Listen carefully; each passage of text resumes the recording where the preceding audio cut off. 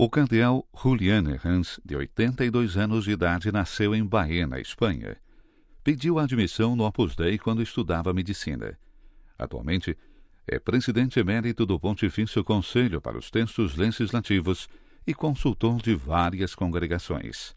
A sua vida mudou de rumo quando o cardeal Pietro Chiriaty pediu ajuda ao fundador do Opus Dei, São José Maria Escrivá. Quando começou o Concílio Vaticano II, Quando começou o Concílio Vaticano II, um cardeal amigo de São José Maria pediu-lhe um canonista para trabalhar em uma das congregações da Cúria sobre as questões jurídicas da América Latina. Ele perguntou-me se eu estaria disposto a vir aqui. Naquela época, eu já era professor de Direito Canônico na Universidade de Navarra e aceitei vir trabalhar aqui. Essa decisão fez dele uma testemunha privilegiada de um dos eventos mais importantes da história recente da Igreja, o Concílio Vaticano II.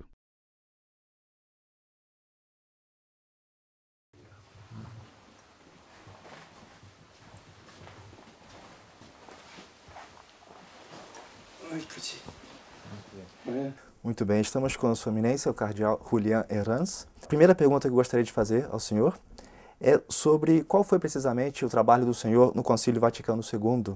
Quais são as recordações que o senhor traz na memória daquele grande evento na história da Igreja? Eu era um jovem sacerdote de poucos anos e de 4 era professor de Derecho Canónico. Mi trabajo fue en 2 comisiones.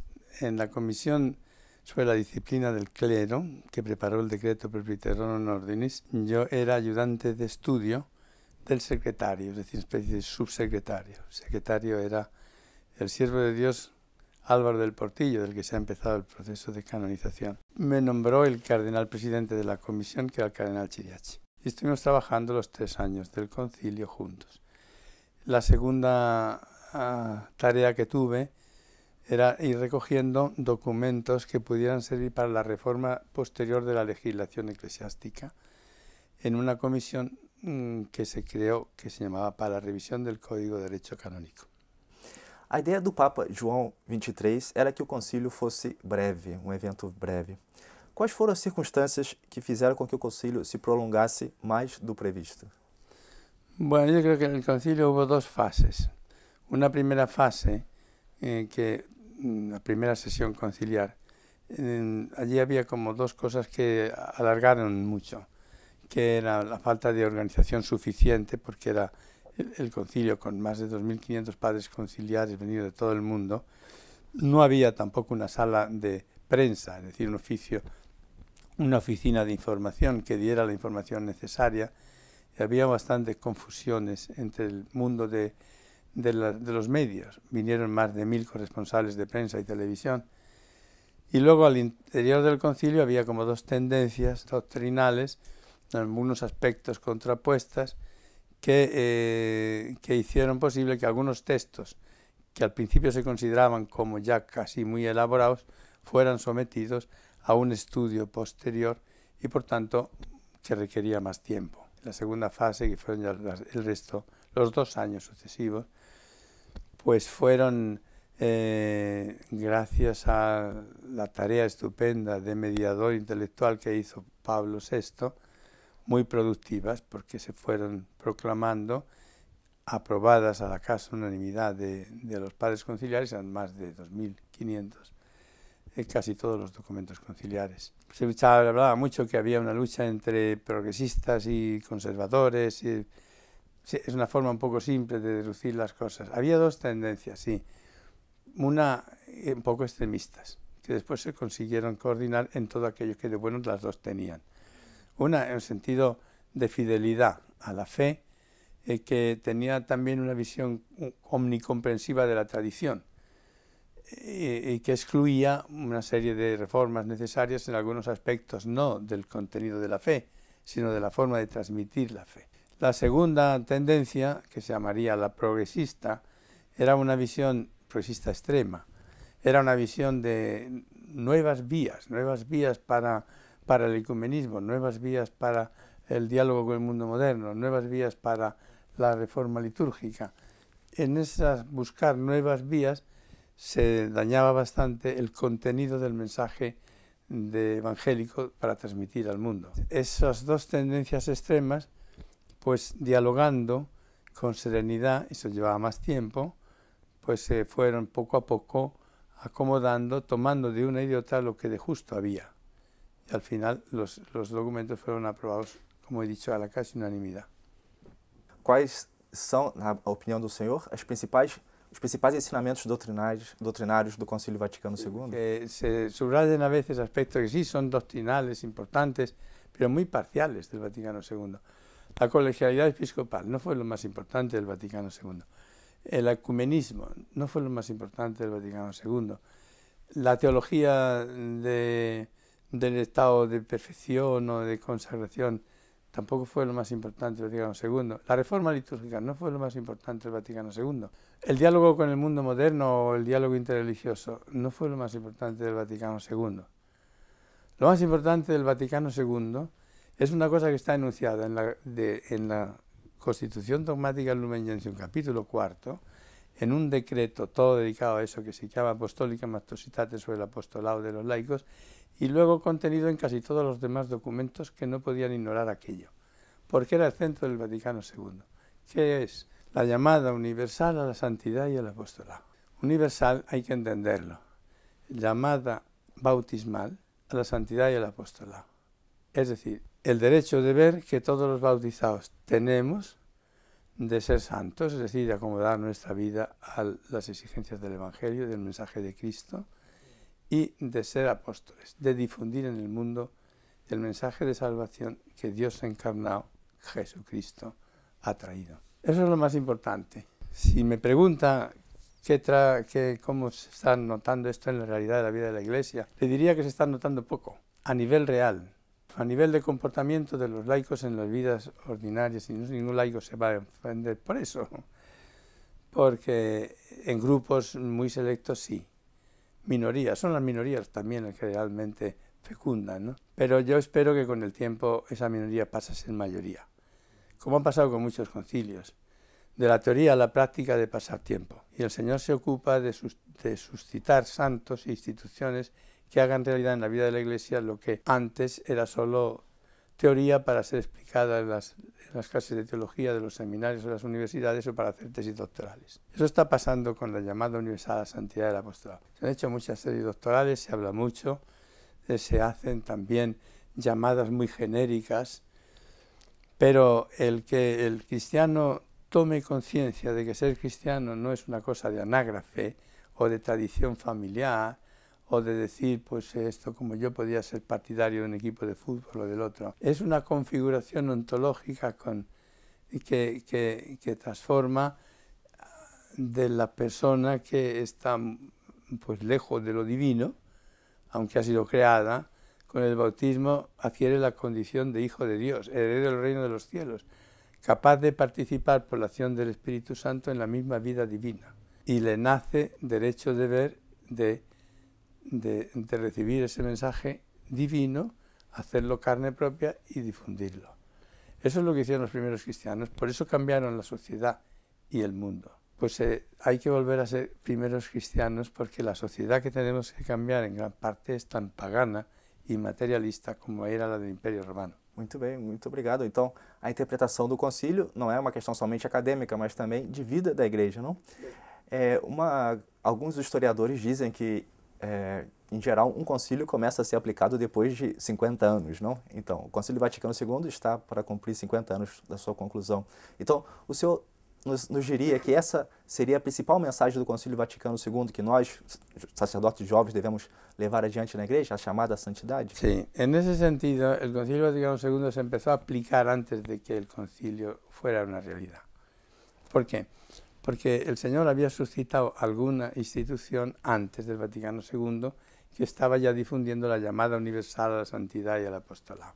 Le digo un nombre, el Opus Dei, y le digo una persona, el fundador del Opus Dei, San José María Escrivá, que ha sido ya declarado santo. Pero después del concilio ha venido también otras instituciones que podríamos enumerar, ¿no? los neocatecumenales, comunión y liberación, el Focolarini, una serie de nuevas realidades que se inspiran en las enseñanzas del Concilio Vaticano II sobre esa llamada universal a la santidad y al apostolado, para poner el laicado católico en pie de guerra, digamos, ¿no? Para que tome conciencia del deber de dar testimonio de santidad en el mundo y de difundir el mensaje de Cristo en ese mundo que tiende a alejarse de Dios. Fíjese como el Papa habla tanto de quienes se quieren vivir como si Dios no existiera. Cuando el Concilio Vaticano II lo que nos enseña es a descubrir esa cosa divina, el quid divinum, decía San José María Escrivá, que hay en todas las realidades humanas, en el trabajo, en la familia, en el deporte, en el arte, en las actividades sociales, en la naturaleza, en todo. Y Dios, porque ha sido todo creado por el Señor, ha dejado su huella divina. Es la que hay que hacer descubrir a la gente, para que cumplan la voluntad de Dios en su vida personal, profesional, familiar, social. Sabemos também que o senhor participou na elaboração do decreto Presbyterorum Ordinis, sobre a formação dos presbíteros. O senhor poderia nos relatar um pouco das discussões que tiveram durante a preparação desse documento e também quais seriam os principais ensinamentos do Concílio Vaticano para os sacerdotes sobre o modo de viver e também sobre a teologia do sacerdócio? Como persona, el haber trabajado en esa comisión conciliar me hizo admirar mucho la santidad personal del secretario, de Monseñor Álvaro del Portillo, que se ha empezado también el proceso de canonización ahora, porque él ama mucho a los sacerdotes. Y cuando se decidió la Comisión de Coordinación del Concilio que el decreto que se estaba preparando se redujese a 10 proposiciones, que después no fueron aprobadas en el aula, él sufrió porque eran momentos en los que la teología del presbiterado estaba en crisis. Se estaba hablando mucho de la teología del episcopado, de la misma teología del laicado, pero de los sacerdotes, que son los cooperadores necesarios del obispo y los que transmiten más directamente Cristo a los fieles, al pueblo, se les quería simplemente dar 10 proposiciones un poco genéricas.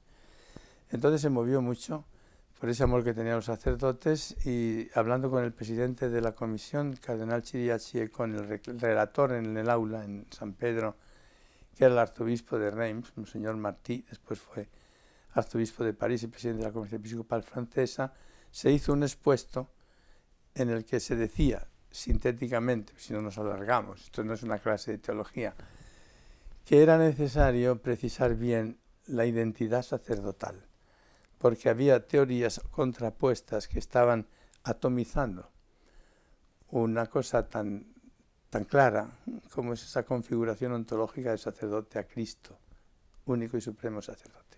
¿Cuáles eran dos teorías? Sintéticamente serían estas: contraponer lo que se llamaba el sacerdote jerarca al sacerdote ministro o servidor. El sacerdocio cultual o tridentino, basado exclusivamente en la Eucaristía y en la confesión, el sacramento de la reconciliación, contraponerlo al sacerdocio misionario, que se fundaba en el Evangelio y en el compromiso social del sacerdote. Entonces, claro, eran dos tendencias, una se llamaban tridentinos, conservadores, no sé, había muchas formas de llamar, y la otra, progresista, sacerdocio social, apertura, etc. Entonces, la teología que fue elaborada, porque se consiguió hacer el decreto, después de este expuesto, los directores del concilio dijeron, bien, pues hagan ustedes un decreto. Y se hizo un decreto en el cual se demuestra, habría que revolverlo a leer porque es muy importante, tiene una primera parte de teología, sobre la teología del presbiterado, después ascética, sobre cómo tiene que cuidar su vida espiritual el sacerdote para responder a esa llamada divina, y luego disciplinar con problemas muy concretos de encardinación, de asistencia social a los sacerdotes, etc. Algunos dicen que era el decreto más bonito del concilio. Yo no quiero decir eso, que parecía vanidad. Yo trabajé muy poquito, ayudé. Bueno, pues tuvo un éxito enorme, porque de 2000 votaron 2.394 padres, me acuerdo del número. Y de estos 2.390 aprobaron sí. Solo 4 dijeron que no. Que eso fue esos decretos que se aprobaron con mayor... Y entonces ahí está, ¿no? Cómo es sacra la doble dimensión del sacerdocio. Es sacro el sacerdocio, el aspecto cultural de la administración de los sacramentos, pero es sacro el aspecto magisterial de llevar la palabra de Dios a las almas. No había contraposición, había que integrar en una única visión sacerdotal, que ahora está mucho más clara la identidad del sacerdote. Eminência, como foi tratado o tema do celibato sacerdotal no Concílio Vaticano II? O senhor poderia explicar o porquê da carta que o Papa Paulo VI leu na aula conciliar? Foi lida na aula conciliar essa carta do Papa Paulo VI no dia 11 de outubro de 1965? Estaba ya previsto hablar del celibato sacerdotal en el número 16 del decreto Presbyterorum Ordinis. Pero como había algunas tendencias para la abolición del celibato, no dentro del aula porque no se había discutido, sino más bien fuera, había expresiones de... El Papa quiso que se desarrollase más el tema y así se hizo. En ese número 16 se habla de las 3 dimensiones del celibato sacerdotal: la cristológica, que también el Señor vivió en celibato; la eclesiológica, que es el que da la vida por el amor. Cristo da la vida por su iglesia, el sacerdote entrega esa donación suya, también de la propia corporeidad, a la esposa de Cristo, a la iglesia. Y la escatológica, que da un testimonio de la vida eterna, donde allí no existe esa tendencia necesaria que para la continuidad de la especie sí existe en la vida temporal. Las 3 dimensiones están tratadas en este número. Debo decir que aunque ese tema específicamente no se trató, se trataron todos los temas de todos los puso y la gente, y hubo quien dijeron cosas y se contestaron. Pero ya antes de llevar al concilio, ese texto fue sometido 2 veces a la consulta de todo el episcopado. En el aula, cuando se presentó el decreto, sobre todos los puntos, todos podían decir lo que quisieran, ¿no? O sea que fue aprobado por el Concilio Vaticano II. Y es una definición, más que definición, diría descripción de las razones de conveniencia, porque la cosa está clara, ¿no? No es exigencia intrínseca del sacerdocio, que hay sacerdotes en la Iglesia Oriental que son eso, aunque ya desde el principio de la Iglesia primitiva había sacerdotes que vivían en su virginidad o no ejercitaban el matrimonio. Pero sí hay una serie de razones teológicas de conveniencia de unir al sacerdocio ministerial el celibato sacerdotal. Y lo que hace este número es desarrollarlas más, de tipo cristológico, de tipo eclesiológico y de tipo escatológico. De hecho, ayuda mucho a los fieles a pensar y a creer en la vida eterna cuando ven bien vivido ese hombre que ha hecho de su total donación a Dios un canto de amor, porque es así. No son viudos, o no son gente frustrada, o no son gente que dice no. Es gente que dice sí, pero un sí con mayúscula, y que están enamorados del amor con mayúscula, y que saben que el cristiano no muere fundamentalmente por una cosa, porque no existe la muerte de verdad, se pasa de la vida temporal a la vida eterna, es decir, de la vida con minúscula a la vida con mayúscula, y del amor con minúscula, noble y santo y bueno, como es el amor humano, al amor con mayúscula, que es infinitamente más grande, más noble e mais verdadeiramente para sempre. Nós sabemos que o concílio foi um grande evento da Igreja do século XX, Mas, imediatamente depois disso que alguns chamaram de grande Pentecostes na igreja, veio o momento da aplicação e interpretação do concílio. E nesse momento veio um momento de confusão e também, às vezes, de tanto doutrinária quanto pastoral, um momento de confusão. A pergunta que eu tenho, gostaria de entender o motivo dessa confusão. Se, como o senhor bem disse, a maioria dos documentos do concílio foram aprovados por quase todos os bispos, e seriam esses mesmos bispos que deveriam aplicar e interpretar os textos do concílio. Como é possível que eles tenham... Parece que houve uma certa dificuldade na interpretação desses textos que parece que eles mesmos escreveram, não? Ou será que foram fatores externos que dificultaram a interpretação y aplicación de esos textos? Sí, ya comprendo la pregunta. En realidad, la interpretación del concilio para la aplicación del concilio la hizo la Santa Sede con una serie de documentos posteriores. Algunos de carácter jurídico, como el motu proprio ecclesiasante, otros de carácter más doctrinal.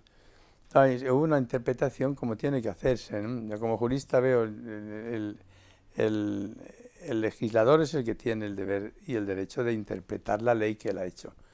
Entonces la Santa Sede, la autoridad suprema de la Iglesia, interpreta y ha interpretado todos los decretos y constituciones del Vaticano II. Pero es que a veces ha habido como una especie de jerarquía paralela, pongamos entre comillas jerarquía, constituida por algún grupo de teólogos, o algunos teólogos más o menos aislados o unidos con otros, y por otras personas que intelectuales o no intelectuales, que se movían en ambientes durante el concilio con un deseo de imponer ideas que no fueron acogidas en el concilio. Entonces las ponían después una especie de, como si quisieran preparar un Vaticano III, del que también se habla. Es decir, eran unas tendencias de ruptura que interpretaban el Concilio Vaticano II como si la Iglesia hubiera sido refundida entonces y se comenzaba de nuevo, ignorando todo lo anterior, ¿no? Es la interpretación que llama Benedicto XVI de ruptura con el pasado. Esto no hay una Iglesia preconciliar y posconciliar. La Iglesia es posconciliar desde el Concilio de Jerusalén, ¿no? Entonces, y tiene que haber siempre una continuidad. La interpretación justa, que es la hermenéutica de la reforma en la continuidad, es la que poco a poco se ha ido imponiendo. Por desgracia, esas tendencias de algunos grupos anárquicos de orientación teológica o de orientación sociológica o política, muchas veces era puramente política, han hecho mucho daño, porque ha habido una crisis posconciliar, se han perdido vocaciones, han dañado la fidelidad, que es una virtud fundamental. Ser fieles a la fe, ser fieles a la jerarquía, al Papa, a los obispos, ser fieles a la propia vocación. Y eso era unas hemorragias de vocaciones, seminarios que se secaban. Afortunadamente eso ya está pasando. Lo digo yo, el seminario en mi diócesis de origen, Córdoba, puedo decir de Baena, de España, había un seminario que se tuvo que cerrar. Ahora hay 2 seminarios. Uno que tiene más de 100 en el seminario mayor y luego otro misionero para mandar gente. Ese en 25 años ha cambiado. También por el impulso de Juan Pablo II en poner como sacerdote una imagen estupenda de lo que el sacerdocio es. Uma pergunta agora sobre a reforma litúrgica. Eu digo por ser uma experiência nossa da América Latina.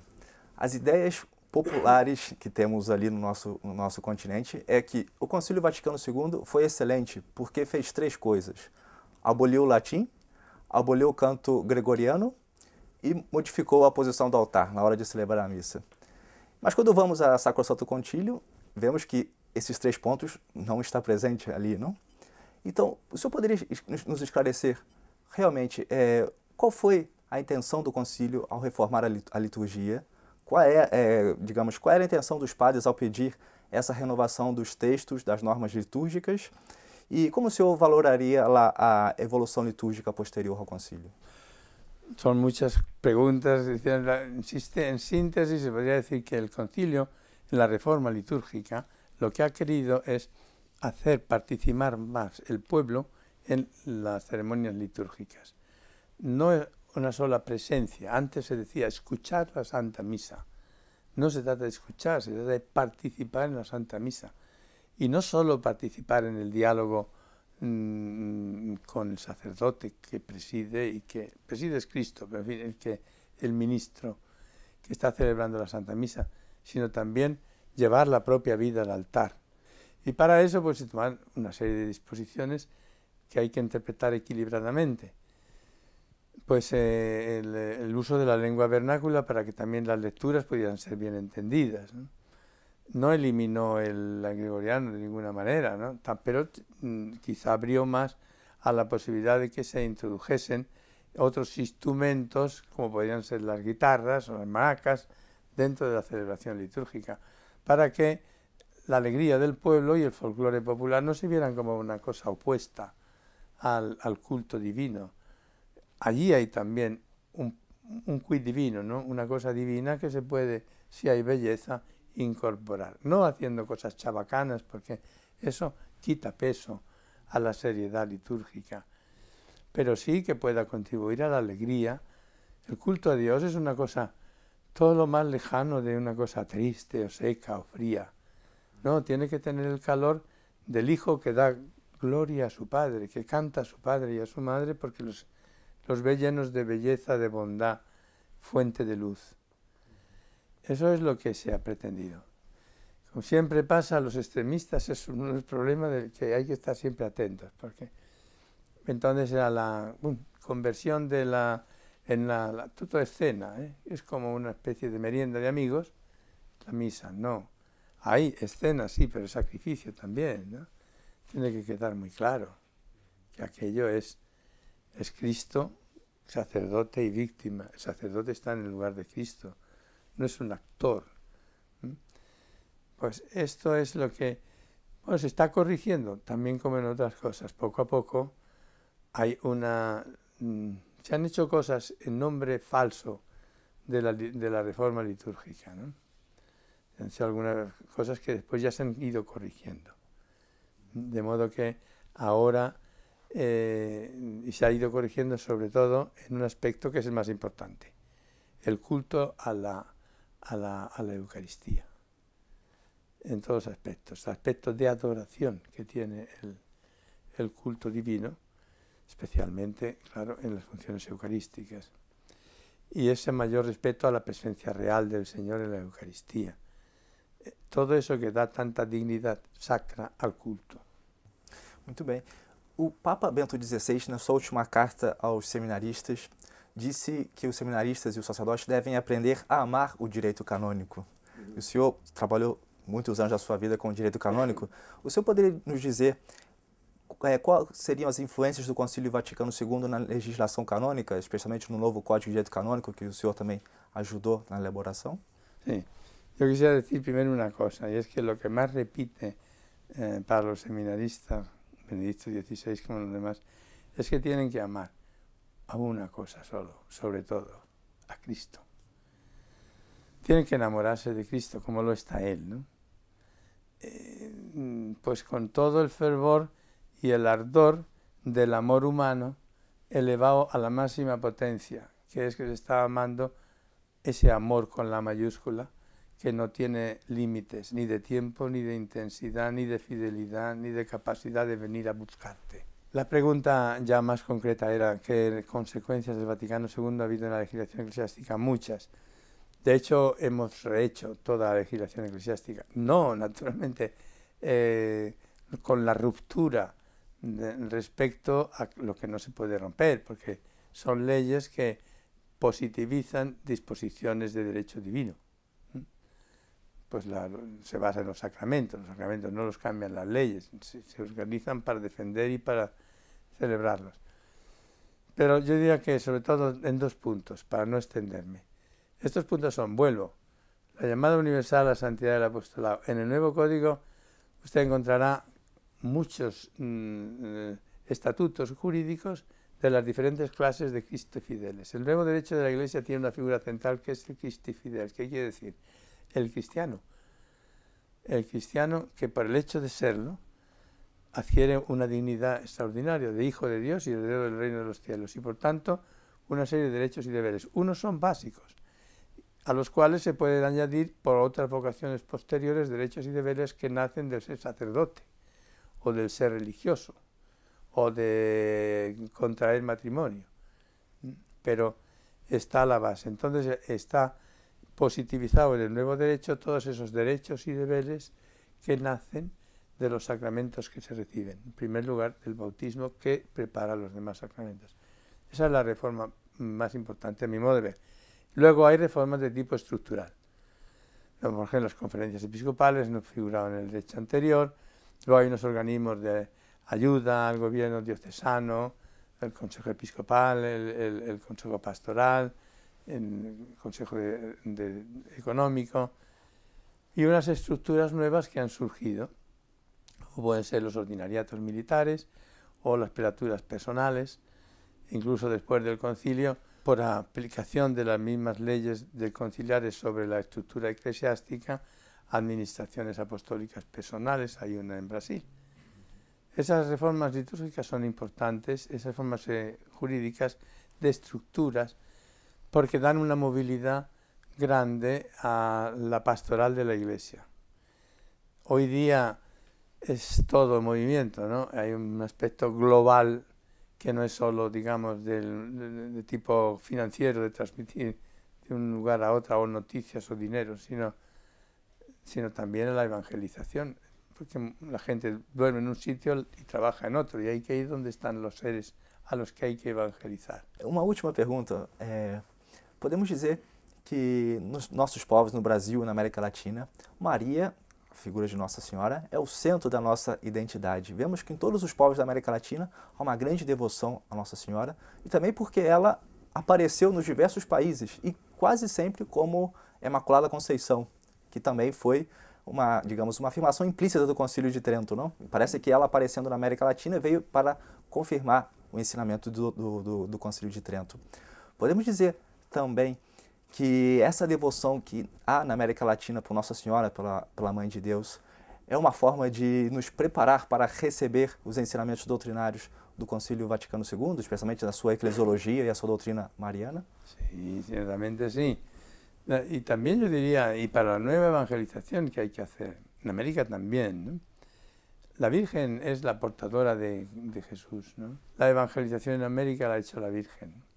Por eso la Virgen de Guadalupe es la emperadora, ¿no?, de toda América, no solo. Pero es que, y hay en todas las naciones latinoamericanas, fíjate, la Aparecida, ¿no?, en tantos sitios, la patrona, ¿no?, de toda la... Porque al mundo la Virgen trajo el Verbo de Dios encarnado, la luz del mundo. Ella es, los teólogos y también ya los primeros poetas lo decían, es como la aurora, ¿no? En la oscuridad de una humanidad que vivía de espaldas a Dios después de haberle negado por la soberbia, se va haciendo día, cuando la Virgen dijo sí, y el Señor lo tomó como Madre de Dios. Y va la luz entrando y nace el sol. Ella es la Madre del Sol, del Oriente. Los altares, siempre que se puede, no sé si usted lo sabe, se construyen de modo que quien celebra esté mirando al Oriente, porque de allí sale el sol, ¿no? De ahí sale Jesús y está María. Nace el día y nace el sol. Ella trajo Jesús al mundo, y por lo tanto ese amor que hay es, digamos, un amor agradecido. La hemos recibido como Madre nuestra en la cruz. Él nos dio el tesoro mayor que tenía, lo poco que tenía, que era tanto grande, ¿no?, su madre.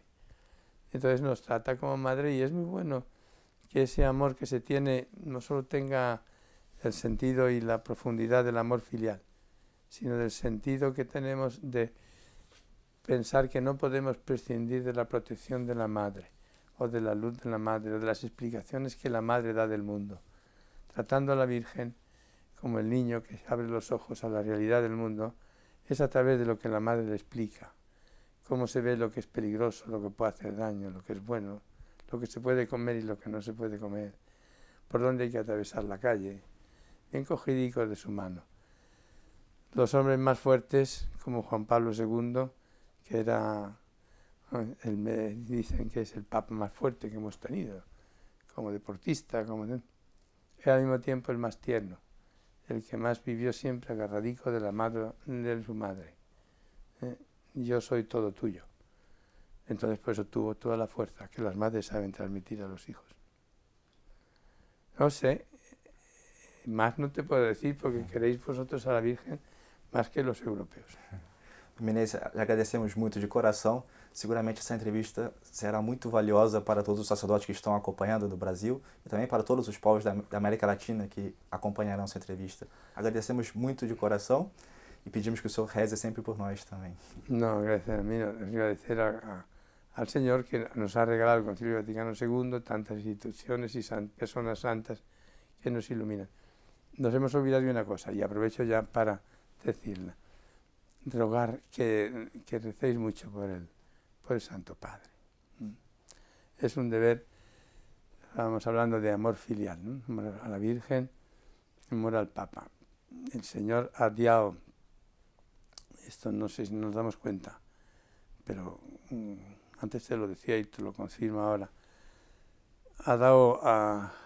está dando tres grandes dones a la Iglesia. Uno fue el Concilio Vaticano II, que es el acontecimiento más importante del siglo XX, y que está todos los documentos para la nueva evangelización. Después nos ha dado una serie de papas santos. Los 4 han empezado el proceso de beatificación, 2 son ya beatos. Uno, Juan XXIII, pues él tuvo el impulso profético y el coraje, la valentía de convocar un concilio ecuménico. Después, Pablo VI, con un equilibrio intelectual, armonizar todas las diversas tendencias y conseguir una aprobación unánime de los documentos del concilio. Luego, personas como Juan Pablo I, Juan Pablo II y Benedicto XVI para la justa aplicación e interpretación del concilio. Son papas santos. É verdade, temos que rezar. Gracias. Agradecemos muito. Muito obrigado, Dom Julián. Todos nós do Brasil e da América Latina agradecemos muito a sua disponibilidade, a sua clareza e essa entrevista que certamente será de grande valor para todos nós. Muito obrigado.